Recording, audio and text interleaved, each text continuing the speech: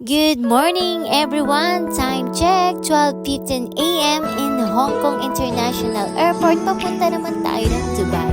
And this is my second vlog papunta ng Dubai International Airport. At yan, as you can see, ang ganda ng loob ng Emirates ng Dubai. Isa sa pinakamagaganda nakita ko yung mga stewardess ng Dubai. At yan, nasa window side tayo, makikita nyo untouchable Hong Kong to Dubai. Ang ganda. Sobrang relaxing lang. Kahit nakakapagod. Dito tayo nilagay ng checker sa window side. At syempre, binigyan tayo ng kumot ng mga stewardess kasi medyo malimig sa airplane. Ayan, sobrang comfortable ka lang talaga pagsakay mo ng Emirates. The best ang Emirates. At syempre, pwede kang manood ng kahit anong movies na gusto mo. Ayan, may mga commercial din. At syempre, may breakfast din sila. Sobrang sarap ng breakfast nila. 1,000 likes. Sobrang ganda. At yan yung tanawin ko sa labas.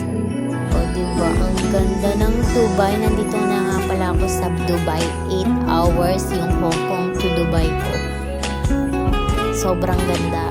Kahit na malayo, kahit wala akong tulog, sulit yung mga tanawin, yung mga nakikita ko. Sobrang ganda. Ang sarap sa mata.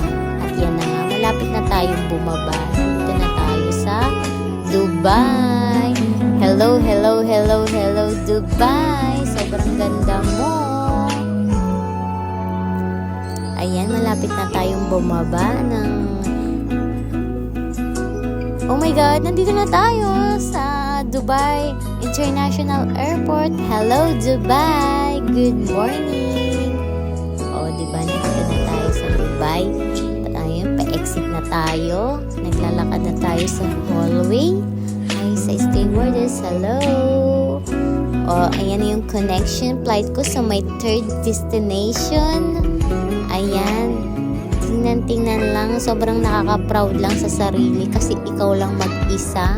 4:58 a.m. dito sa Dubai ako dumating in 8 hours. Kung sa Hong Kong, naka-train ka, hindi ka na maglalakad papunta sa mga destination mo. Dito naman sa Dubai is naka-bus ka, papunta naman sa mga destination mo na kung saan ka pupunta. And this is Emirates kung saan ako sumakay, diba? Social, may second floor. Bus ako mga airplanes. Nandito na tayo sa Dubai Immigration. Ayun, nakaka-proud lang sa sarili na ikaw lang yung mag-isa, na kaya mo mag-isa, na wala kang kasama, yung signage lang yung sinusundan mo. Nakaka-proud sa sarili dyan. At yan yung C6, my third destination, which is Warsaw, Poland. Hello! Thank you for watching.